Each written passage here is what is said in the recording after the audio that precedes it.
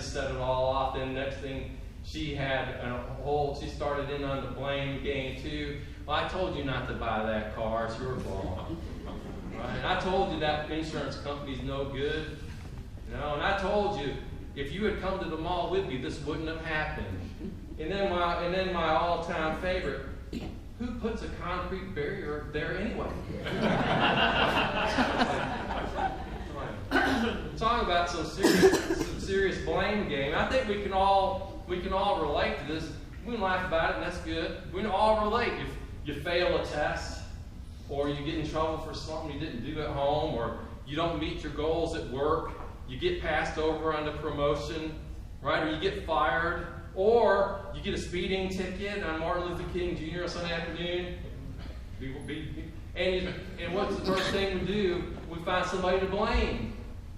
Whose fault is it? Well, it's not my fault, it's your fault. We'll start blaming, but the blaming doesn't help. And here's a couple of things to think about. The blaming doesn't help because if I'm focused on the past, I can't step into the future. If I'm focused on what I don't want and what was so awful, I can't start moving towards what would be good and what I would really like. Right? It's totally counterproductive to get stuck in the blame game.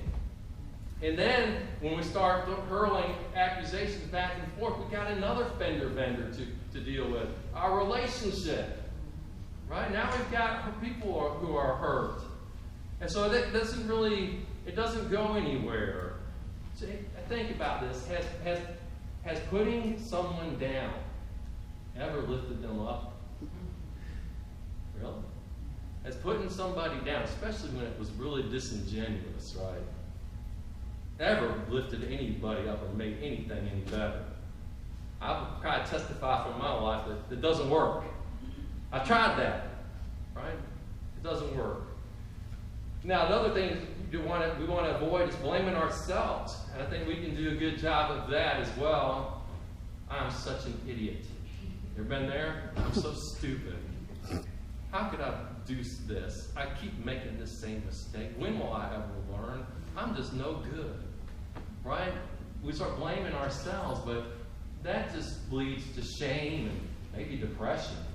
It makes us feel lousy about ourselves. It certainly doesn't bring the best of ourselves out. And I want you to think about this. When you are busy blaming yourselves, who's defending you? Right? You're totally vulnerable. Like we start blaming ourselves and beating ourselves up. Who's going to come to our rescue?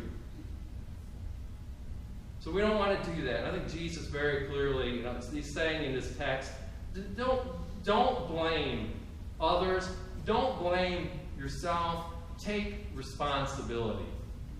Take responsibility. That's essentially what Jesus is saying. You hypocrite, first take the plank out of your own eye, and then you will see clearly to remove the speck from your brother's eye. In other words, take responsibility. Take responsibility for yourself. What is this? What's that plank or that log in your own eye? What are your faults? Where have you fallen short? What do you need to do differently? What can you do? What can you say? What do you want for the future? What do you want for this relationship? What steps can you take to move in that direction? I can't worry about what steps you need to take. I can't control that. I can only control, by the grace of God, the steps that I need to take. So let's stop blaming others and just take responsibility. Don't blame yourself, because focusing on that log and beating yourself up with that log is not going to help. Just say, hey, this is what I'm dealing with, and then try to deal with it. As you can imagine, Miss Eileen, she spent her whole life blaming everybody for everything. It was, just, I'm sure, never ending. And as a result, nobody wanted to be around her. No one could, even her own children couldn't stand to be around her. But near the end of her life, something amazing happened, where a very loving nurse, who was probably more like an angel, told her about Jesus. Somehow got through to her where no one else could. Was able to help Miss Eileen understand that she was loved and she was accepted. And to explain this would be a whole nother story. But suffice it to say, it changed. It started to change in Miss Eileen. And she asked that very helpful nurse to help her write some letters to her kids. Almost 2 weeks we talked, but with a little help, she was able to put together some letters and send it to kids. And the letter said things like this: I'm sorry. I'm sorry I've been so mean.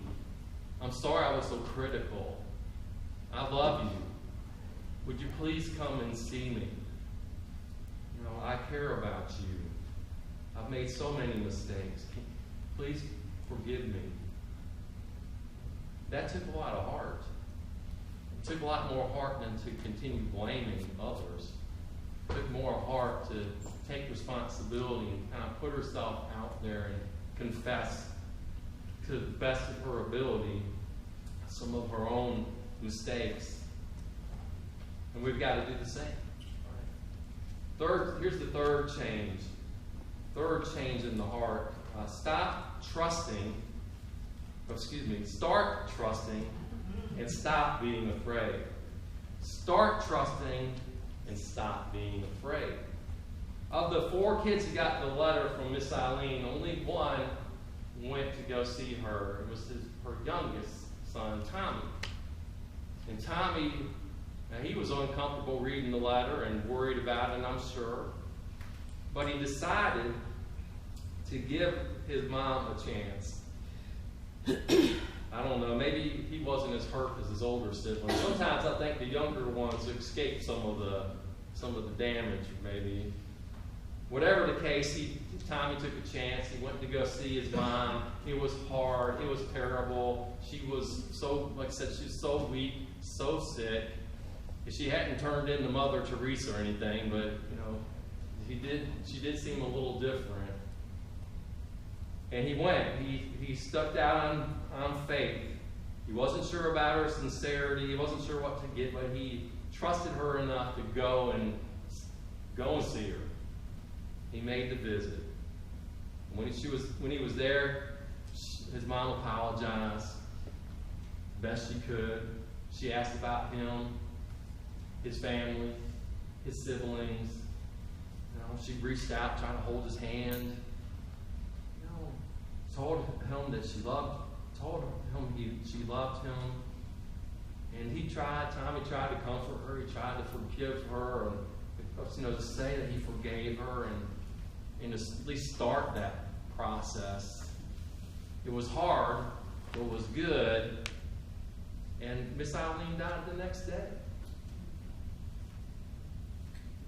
She didn't see any of her other children. No one else responded to her letters. And the truth was, they didn't trust her. Didn't feel like they could trust her. They weren't willing to take a risk. They weren't willing to put themselves in that place. They were afraid. Afraid. And to be fair, I think it's hard, and maybe it's even impossible, to trust someone who has hurt you. Someone who scares you. Now, that's tough to be asked to trust somebody that's harmed you. Right? So I get it, right? And you understand, and I'm aware, sensitive enough to know there's a lot of pain in this place. It's kind of accumulated over the years. I get it. It's hard. This is hard work. It's something. Maybe that's why the Bible has so much to say about not trusting people. You look up verses about trusting people, and you get a bunch of reasons why you shouldn't trust them. Like this is one of my favorites from Isaiah. Stop trusting in mere humans who have but a breath in their nostrils. That's really inspiring, isn't it? Maybe your new life verse, especially the part about the nostrils. Where's this coming from? So I get it. It's hard, and people let us down, and people are people, and yeah, we have high expectations of one another, but probably, in fairness, should expect that we're going to let each other down. But for us to resolve conflicts, to have difficult conversations, we're going to have a little bit of trust. Right? We're going to have to give each other just a little bit. just a little bit of trust. We have to stop being so afraid of what others think, what others might say, how things might go, and trust.